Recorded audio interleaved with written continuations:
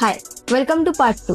So जसं की आपण पार्ट 1 मध्ये बघितलं होतं की behind the concept of diet म्हणजेच कॅलरीज या काउंट कशा करायच्या. पण त्या आपण काउंट तर केल्या, पण त्या कॅलरीज आपण मेंटेन कशा केल्या पाहिजेत. सो आज आपण बघणार आहोत कॅलरीज मेंटेन कशा करायच्या आणि त्याची फर्स्ट लेवल काय आहे.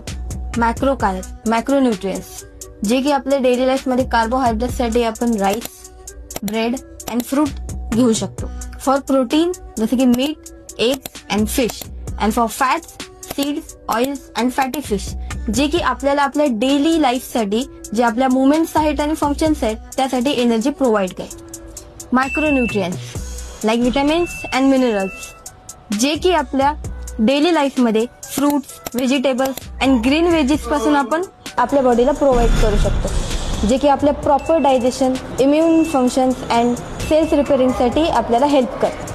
अशा अजून टिप्स साठी अल्फा फिटला फॉलो करा.